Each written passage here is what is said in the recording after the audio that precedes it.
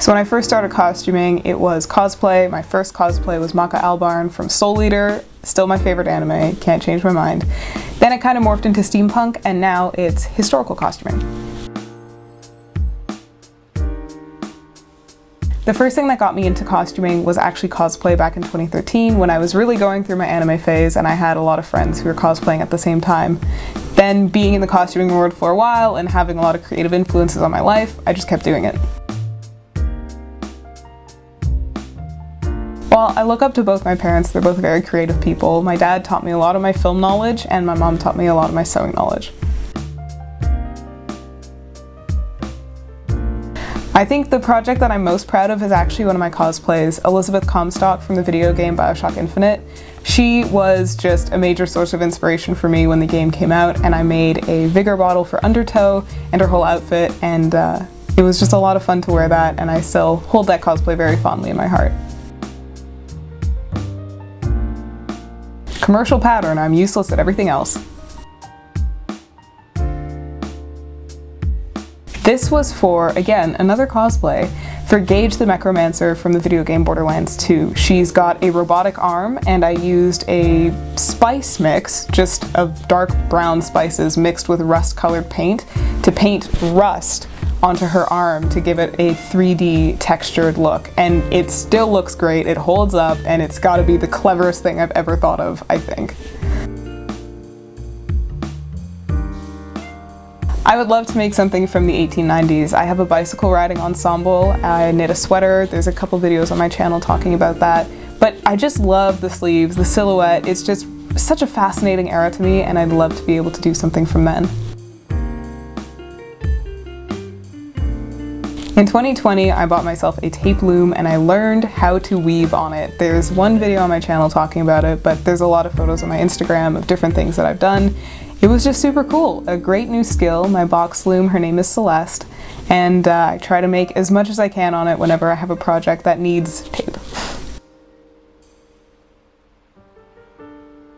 So right now I'm working on two really big projects, the Elizabeth project and a Howl's Moving Castle historically accurate costume cosplay sort of situation. I'm really looking forward to having all those videos up for everyone to watch and also to be able to make those and get some really great pictures. Oh, I always take my pins out as I go or else the sewing gods will be very upset at me. Honestly, whatever I'm wearing on my feet at the time, but it's usually slippers. I pin perpendicular. I listen to a lot of folk music when I'm sewing. Stan Rogers, he's got to be one of my favorite musicians. And if I'm watching something, it's usually videos from other Costubers.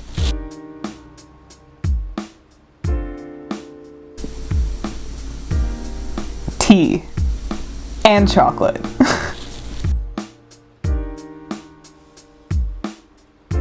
Both. In my UFO bin, I have a beautiful 18th century caraco that I started in the summer of 2020, and I will finish it, and the only reason why I didn't is because I had to move back to Quebec for school. So I will be finishing that, and there are fabric pieces in the UFO bin because I know exactly what I'm going to do with them, I just haven't started. So does that count?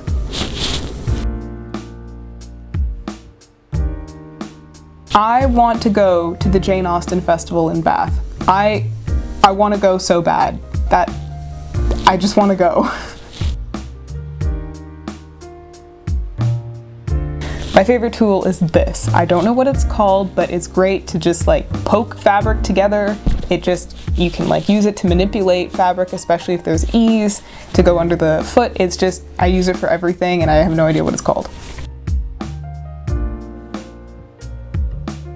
I think that the pandemic has actually given me more time to think and be able to sit with my projects and do them. I only started this channel because of the pandemic, so I think that that's definitely a huge accomplishment and has very much changed the way that I make things because now I have to remember to take footage of everything that I do.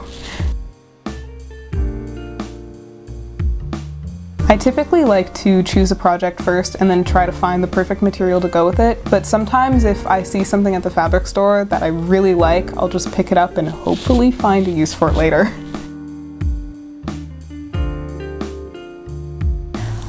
I made a video on a 18th century shirt project. I made 2 of the shirts last summer and I had a meltdown over both of them because as rectangles and squares and triangles you'd think it'd be easy, but it was not. So big learning curve there, blood, sweat and tears there, but I know how to do it now, so I guess it was worth something.